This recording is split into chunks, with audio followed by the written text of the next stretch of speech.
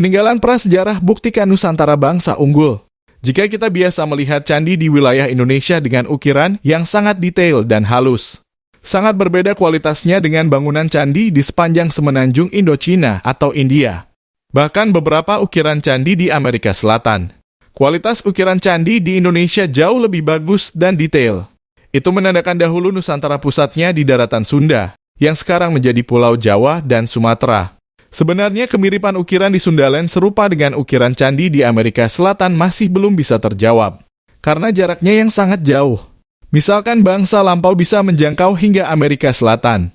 Pasti perlu waktu yang sangat lama dan berbahaya. Jikapun melalui jalur laut, maka perlu struktur kapal yang kuat juga logistik yang memadai untuk perjalanan jarak jauh. Jika faktanya nenek moyang Nusantara itu melalui jalur darat, maka butuh lebih dari 1 generasi untuk sampai ke Amerika Selatan. Sepanjang perjalanan ada yang meninggal dan ada keturunan baru yang lahir. Tapi hingga saat ini belum ditemukan peninggalan keluarga Nusantara berupa kampung maupun makam di sepanjang pesisir barat benua Amerika. Namun lebih ke arah bukti perjalanan maritim di mana ada beberapa kampung yang berada di titik landai yang mudah disandari kapal besar dan juga bekas aktivitas perkampungan di sana. Itu artinya penjelajahan antar benua telah terjadi dan menggunakan armada kapal yang sangat tangguh sehingga mampu membelah samudera maha luas. Dari pesisir Asia Tenggara hingga ke pesisir Amerika Selatan. Kemampuannya setara dengan kapal kargo masa kini. Juga dipastikan membutuhkan tenaga pendorong yang stabil. Bukan hanya mengandalkan layar kapal. Kembali ke megahnya struktur dan seni dari candi yang ada di daratan Nusantara. Hingga pada akhirnya ditemukannya bangunan prasejarah yang berada di Gunung Padang. Dengan begitu uniknya struktur yang tersusun. Mulai dari bangunan di bawah pondasi yang memiliki power plant dengan menggunakan wadah untuk reaksi kimia. Energi yang dihasilkan digunakan untuk mengaktifkan roda-roda penggerak di altar bangunan. Usia bangunan jauh lebih tua dari seluruh bangunan prasejarah yang pernah ditemukan oleh manusia.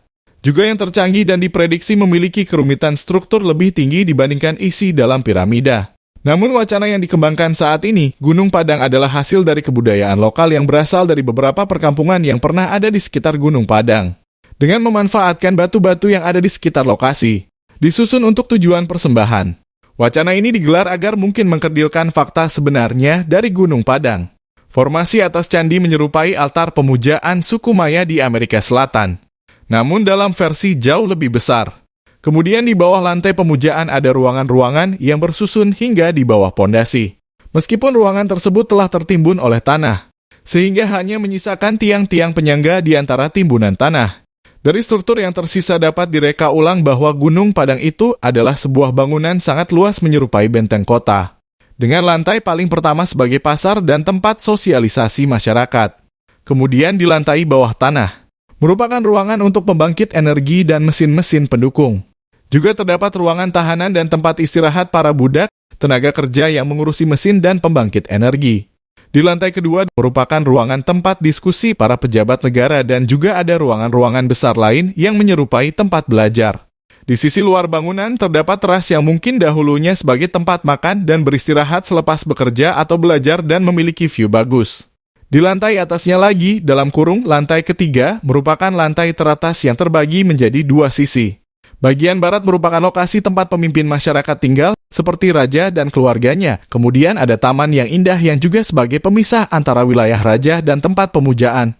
Di sebelah taman inilah ada altar yang biasa digunakan untuk pemujaan dan juga digunakan untuk acara penting, seperti penobatan raja dan pemuka agama. Di sisi timur ada lantai yang berhubungan dengan tangga yang berasal dari pelataran bangunan.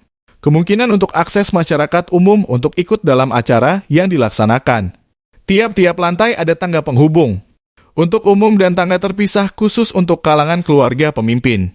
Struktur yang umum terdapat dalam bangunan prasejarah. Tapi menjadi menakjubkan karena ukurannya yang sangat besar dan sangat maju sistemnya seperti yang ada di sistem hunian di perkotaan. Jikapun akhirnya dunia mengakui bahwa Nusantara adalah pusat peradaban di masa lalu.